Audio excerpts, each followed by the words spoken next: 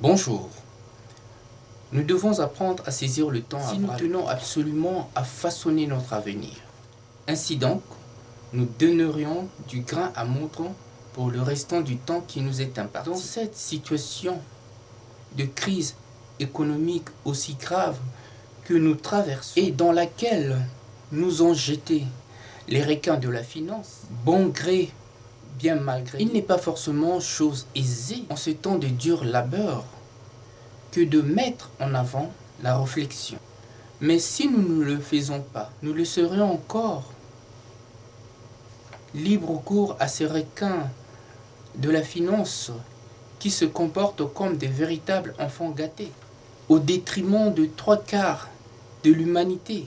Non, il y va de notre santé et c'est notre droit que de tout faire pour ne plus avoir à laisser cet espace aux mains de ces seuls enfants gâtés de la finance et parfois encouragés par leurs acolytes politiciens qui sont là les véritables instigateurs. Oui, il faut oser tant qu'on peut et surtout quand on a tout bien compris. C'est dans ces moments-là, moments aussi difficiles, que nous devrions prendre conscience et la mesure des enjeux et faire valoir nos idées qui sont souvent l'émanation d'une vision au-delà de leur savoir-faire. Voilà pourquoi je me permets de dire attention, souvent les idées les plus novatrices sont les plus inattendues et sonnent le triomphe des gens venus de nulle part.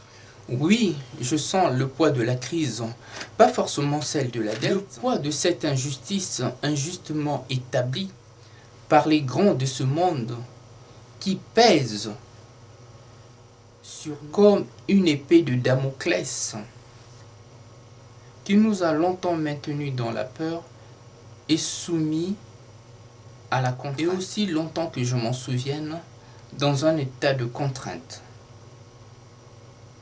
Cette crise aux allures d'une épouvantail qui malmène tant notre conscience, voire notre ciel ne nous quitte plus depuis, comme un boulet qu'on traîne avec nous à longueur du temps. Il est vrai que les médias en ont fait écho, en ont même fait leur cheval de bataille, par laquelle ils ne cessent d'attaquer les institutions, les institutionnels, les gouvernants et ceux qui se laissent gouverner pour mieux tirer profit de la crise, tirer profit de cette crise injustement établie, car elle est affreuse au point d'affoler plus d'un, si ce n'est déjà lui. Oui, il y a de quoi effrayer même les plus optimistes d'entre nous.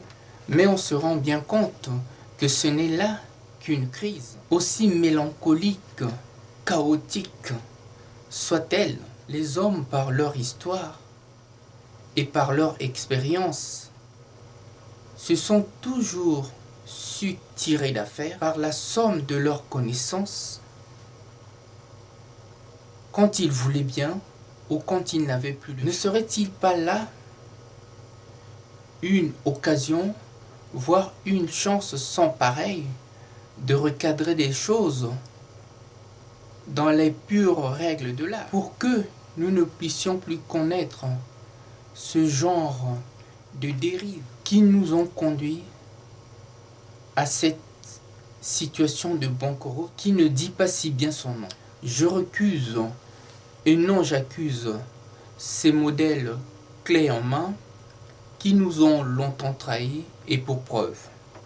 Si les systèmes ont failli, ont échoué, c'est tout simplement parce qu'ils avaient alors des gens compétents pour leur ambition propre, loin du bien-être des populations. Dans la crise, il y a plus d'une crise. Et le plus terrible, c'est sans doute le plus douloureux, que de vouloir voir un seul aspect du problème. Cette crise met au grand jour l'irresponsabilité de ceux qui nous gouvernent et surtout l'emprise sur l'appât du gain facile.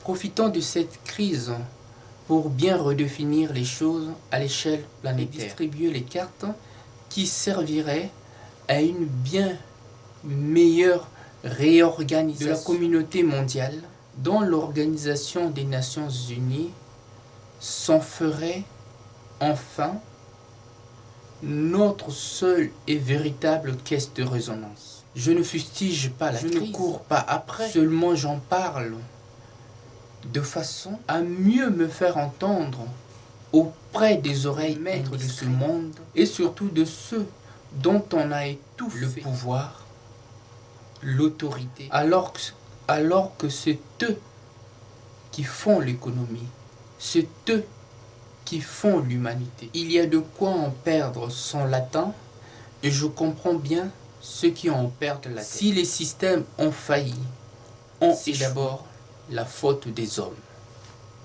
qui n'ont pas été censés de mettre en application les théories qu'ils avançaient.